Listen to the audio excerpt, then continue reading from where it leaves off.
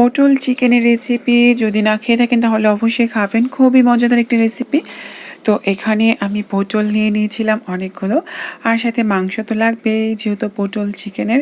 আর আমি পটলগুলোকে সুন্দরভাবে দাউতে এস্টে নিচ্ছিলাম, তারপরে সুন্দরভাবে এক এক করে পটলগুলো এস্টে আমি জলের মধ্যে রেখে দিচ্ছিলাম, আর দুপাশ থেকে একটু একটু করে নিচ্ছিলাম। আর মা এখান দিয়ে চুলার মধ্যে বসিয়ে দিয়েছিল চিকেন একটু সিদ্ধ করার জন্য, আর আমি পটলগুলোর ভিতর থেকে বিচিগুলো সুন্দরভাবে বের করে নিয়েছিলাম।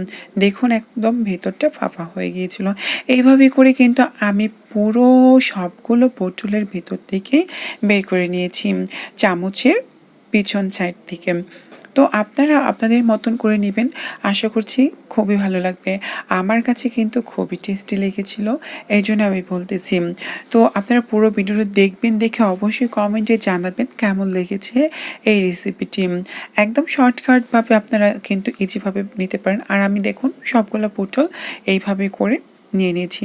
তারপর আমি চলে গেলাম পেঁয়াজ কাটতে গেলে আমার চোখ দিয়ে কিন্তু জল চলে আসে, কিন্তু মাঝে মধ্যে প্রচুর জল আসে, এত জল আসে যে আমি চোখ দিয়ে চাইতেই পারি না।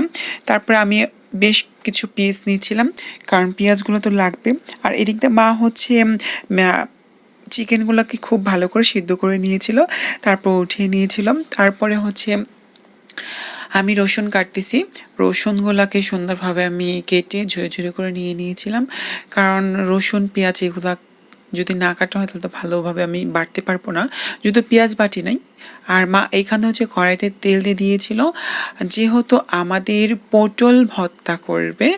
আর পটল ভর্তার মধ্যে পটলের যে বিচিগুলো ছিল সেইগুলো দিয়ে দিয়েছিলাম, কাঁচা লঙ্কা, আর দিয়ে দিয়েছিলাম আমি পেঁয়াজ।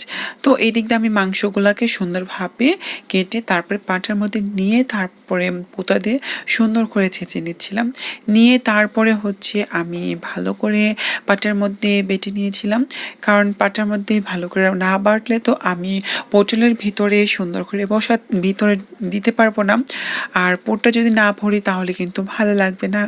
তার জন্য আমি সুন্দর করে বেটে নিয়েছিলাম। আমার কাছে কিন্তু ব্লেন্ডার মেশিন নেই, আপনাদের কাছে যদি থাকে মিক্সি তাহলে আপনারা ওটার মধ্যেই করে সুন্দর করে এটাকে মিহি করে নিতে পারবেন। তো আমার কাছে মনে হয়েছিল যে আরেকটু ছেঁচেতে নেই, তারপর আমি ছেঁচে নিলাম। তো সুন্দর করে আমি কিন্তু এটাকে আমার মতন করে নিয়ে নিয়েছিলাম করে, তারপরে এটাকে আমি সুন্দর করে হাত দিয়ে একটু মেখে নিলাম। তারপর আমি উঠিয়ে নিয়েছি, তারপরে আদা আর রসুন আর সাথে কাঁচা জিরা এইগুলোকে সুন্দরভাবে আমি বেটে নিয়েছিলাম। আর এগুলো একটু ছেঁচেতে নিয়েছিলাম, কারণ হচ্ছে বাটতে গেলে হয় না, এর জন্য আমি ছেঁচেতে নিয়েছিলাম। তো এইভাবে করে আমি মশলাটা বেটে নিয়েছি। দেখতেই পারতেছেন মশলাগুলো বাটা হয়ে গেছে। আসলে মা আমার জন্য কিন্তু প্রচুর পরিশ্রম করে, কারণ মায়েরাই জানে যে সন্তান কিতে খুশি কিতে খুশি না।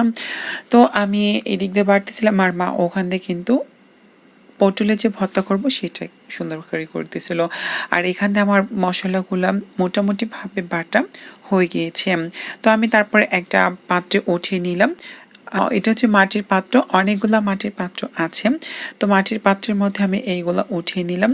নেওয়ার পরে তারপরে আরও তো কিছু বাড়তে হবে, আর মা এখান দিয়ে হচ্ছে ভর্তার জন্য এই রেসিপিগুলো সুন্দর করে ভেজে নিয়েছে। ভেজে নেওয়ার পর তারপর মা হচ্ছে রেখে দিচ্ছে, এখানে একটু ঠান্ডা হবে, তারপর আমি আবার পাটা বেটে নেব। তো এই দিকটা হচ্ছে আমি কিন্তু কাজ করতেছিলাম। আর এখান থেকে শুকনো লঙ্কাগুলো আমি সুন্দরভাবে বেটে নিচ্ছিলাম, যদিও হাত আজকে জ্বলে নাই, আগের দিন প্রচুর হাত জ্বলেছিল, কারণ কি সেদিনকে হচ্ছে অ্যাজ এ ফার্স্ট টাইম আমি শুকনো লঙ্কা পাটায় বাটতেছিলাম, তো আমার হাতটা প্রচুর জ্বলেছিল সারাদিন। তারপর মা এখান দিয়ে তেল দিয়ে দিয়েছিল, তারপর কিছু পেঁয়াজ দিয়ে দিল, আর আস্তে আস্তে মা পেঁয়াজগুলোকে সুন্দর করে ভেজে নেবে। সম্পূর্ণ ভিডিও কিন্তু দেখবেন, দেখে অবশ্যই কমেন্টে জানাবেন, আর যারা এখনও পর্যন্ত ফলো করেননি তারা অবশ্যই ফলো করবেন। তারপরে আদা আর রসুন আর হচ্ছে কাঁচা জিরা যে বাটা ছিল সেটা দিয়ে দিল, তারপর একটু লবণ দিয়ে দিল, তারপরে দিয়ে দিল হলুদের গুঁড়া, তারপরে দিয়ে দিল ধনিয়ার গুঁড়ো। দেওয়ার পরে মা এটাকে একটু হালকা করে ভেজে নিচ্ছে। ভেজে নেওয়ার পর তারপরে আমরা এখানে কিন্তু চিকেন দিয়ে দিব, কারণ চিকেন ভাজার জন্যই মা হচ্ছে এই মশলাগুলো দিয়েছিল। আর আরেকটা কথা হচ্ছে আমার ভাতিজা কিন্তু খুব কষ্ট করে ভিডিও করে, ওই আগে এভাবে ভিডিও করে নাই, এই যে ফার্স্ট টাইম আমার ভাতিজা ভিডিও করতেছে। তো মাংসগুলোকে সুন্দরভাবে ভেজে নিয়েছি, কারণ কি মাংসগুলো না ভাজলে তো খেতে গেলে কেমন একটা কাঁচা কাঁচা গন্ধ আসবে। আর এই দিকটা হচ্ছে আমি গরম মশলা, এলাচ আর হচ্ছে দারচিনি এগুলো সুন্দরভাবে বেটে নিয়েছিলাম। আর আমার ভাতিজা কিন্তু খুবই লক্ষ্য করে যে কোন দিকে ভিডিও করতে হবে। তো ওই ছোট মানুষ, তারপরে হচ্ছে ওই সুন্দরভাবে ভিডিও করতে পারে। আর হচ্ছে মাংসগুলো মা ভেজে নিয়েছিল। মাংস ভাজার পরে মাংসগুলো একটু ঠান্ডা ঠান্ডা হবে, মা একটু অপেক্ষা করতেছিল। আর আমি এখানে পটলের ভর্তা সুন্দরভাবে করে নিচ্ছি, কারণ পটলের ভর্তাটা এত মজা হয়েছিল বলে বোঝানো যাবে না। আপনারা কিন্তু এভাবে পটলের ভর্তা করবেন, আর পটলের রেসিপিটা কিন্তু খুবই ভালো। আমার মতন আপনারা চিকেন দাও করতে পারেন, কিংবা আপনারা এখানে মাছ দিতে পারেন, যে কোনো মাছ, তো সব কিছুই ভালো লাগবে। আর আমার ভর্তাটা কিন্তু ভালো করে বাটা হয়ে গিয়েছিল। তো আমি কিন্তু আস্তে আস্তে বাড়তেছিলাম, আর আমার ভাতিজা আবার একটু ভিডিও করতেছিলাম। আমি আবার বলি ছোট ভাতিজা কিন্তু খুব সুন্দরভাবে ভিডিও করতে পারে। তারপর আমি একটা মাটির ঘোড়ায় উঠিয়ে নিলাম, কারণ কি মাটির ঘোড়াগুলোর মধ্যে ভিডিও করলে খুবই ভালো লাগে। তারপর আমি পটলগুলো মধ্যে মাংসর পুরটা ভরে নেব, কারণ কি মাংসের পুরটা এখন খুব সুন্দরভাবে ঠান্ডা হয়ে গেছে। আর এখন আমি হাত দিয়ে একদম সুন্দরভাবে যেতে যেতে ভিতর থেকে ঢুকে দিচ্ছিলাম, কারণ হচ্ছে ভিতরে পোড়াটা যদি না যায় তাহলে তো আর হবে না ফাঁকা থাকলে পরে। তো তারপরে আমার একটা জিনিস ভুল হয়ে গেছে, কিন্তু আপনারা ভুল করবেন না। আপনি একটু ময়দা নিয়ে নেবেন, ময়দাটা খুব সুন্দর করে মাংসর পুরটা ভরার পরে ওপর দিয়ে একটু দিয়ে আটকে দিবেন, যাতে মাংস ভাজার সময়, মানে পটল তো আবার ভাজবো, কারণ কি কাঁচা পটল দিয়ে তরকারি রান্না করতে গেলে কিন্তু খেতে ভালো লাগবে না, এর জন্য কিন্তু আপনাকে ভেজে নিতে হবে। তো সবগুলোর মধ্যে আমি ভালো করে হাত দিয়ে যেতে যেতে মাংসর কিমাটা সুন্দরভাবে ভিতরে ভরে দিচ্ছিলাম। তারপরে এভাবে করে আমি প্রত্যেকটার মধ্যে ভরে তারপরে হচ্ছে এক ছেড়ে রাখতেছিলাম। তারপর মা হচ্ছে খুব সুন্দর করে ভেজে নেবে। এই তো দেখুন কি সুন্দরভাবে যেতে যেতে দিচ্ছে। আর তারপরে হচ্ছে কিছু মাংসের কিমা ছিল, ওই কিমাগুলো আমি সুন্দর করে তারপর হচ্ছে আমি পরে দিয়ে দিব মাংসের মধ্যে। আর মা এখানে তেল দিয়ে দিল, তেল দিয়ে তারপরে মাকে বললাম যে মা ঝটপট করে ভেজে ফেলো, কারণ কি অনেকটা সময় হয়ে গিয়েছে।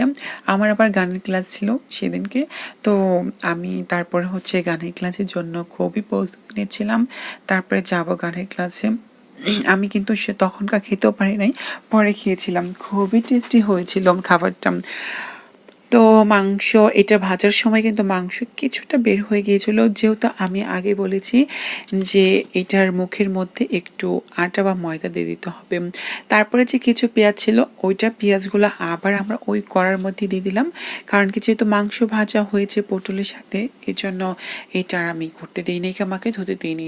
তারপরে শুকনো লঙ্কাগুলো যে বেটে রেখেছিলাম ওইগুলো মা দিয়ে দিলাম। তারপরে আদা রসুন এইগুলো দিয়ে দিয়েছি। তারপরে ধনিয়ার গুঁড়ো, তারপরে হচ্ছে হলুদের গুঁড়ো, এইগুলো মা খুব সুন্দর করে দিয়ে দিবে। তারপরে হচ্ছে খুব সুন্দর করে ভেজে দিবে। আর ভেজে নেওয়ার পর তারপরে কি করবে মা, হালকা একটু জলটা দিবে। আর জলটা সম্ভবত আমিই দিয়েছি। তো জলটা দেওয়ার পরে মা সুন্দরভাবে মশলাটা কষিয়ে নিচ্ছে। কষিয়ে নেওয়ার পর তারপরে হালকা একটু লবণ দিয়ে দিলাম, লবণটা আমি দিয়েছিলাম। আর মা নাড়তে ছিল। তারপর আমি মাংসের যে কিমাটা ছিল ওইগুলো আমি ছেড়ে দিলাম, কারণ কি মাংসের কিমাগুলো এমনি খালি খেতেও খুব ভালো লেগেছিল, আমি খেয়েছিলাম। তারপর ভেজে রাখা যে পটলগুলো ছিল সেইগুলো আমি দিয়ে দিচ্ছিলাম তরকারির মধ্যে, যাতে হালকা করে ভেজে নিতে পারে। মাংসের সাথে কষালে কি হবে, পটলের মধ্যে সে একটা ভালো একটা মশলা চাপে, এই জন্য হচ্ছে মাকে আমি বলেছিলাম যে মা 5 মিনিটের মতন সুন্দরভাবে কষিয়ে নাও। তারপর মা সুন্দরভাবে কষিয়ে নিল। দেখুন জাল জ্বলতেছিল কিন্তু অনেক। তারপর হচ্ছে মা দিয়ে দিল জল, যতটুকু পরিমাণে জল লাগবে ঠিক ততটুকু পরিমাণে আপনারা দিবেন। আপনাদের ফ্যামিলিতে যদি অনেক লোকজন থাকে তাহলে একটু বেশি জল দিবেন, তবে আমার মতে এটা একটু যদি আপনি একটু শুকনো শুকনো মানে ঘন ঘন করে রান্না করেন তাহলে খুবই টেস্টি হবে। তারপরে মা ঢেকে দিয়েছিল, ঢেকে দেওয়ার পরে কিছুক্ষণ রেখে দিয়েছিল, তারপরে হচ্ছে লাস্টে গরম মশলাটা দিয়ে দিয়েছিল। আর গরম মশলাটা দেওয়ার পর মা সুন্দরভাবে নেড়ে তারপর হচ্ছে নামিয়ে নেবে। তো আশা করছি আপনাদের ভালো লাগবে, কিন্তু এই রেসিপিটা খুবই খুবই ভালো লাগবে, খুবই খেতে দুর্দান্ত লাগবে, কারণ আমার কাছে ভালো লেগেছে, আশা করছি আপনাদের কাছেও ভালো লাগবে, তাই না? তো অবশ্যই কমেন্টে জানাবেন আর একটি লাইক কমেন্ট করবেন। আর যারা এতক্ষণ পর্যন্ত দেখেছেন তাদেরকে অসংখ্য অসংখ্য ধন্যবাদ। আর আমাদের পেজটি ফলো করবেন। ধন্যবাদ সবাইকে।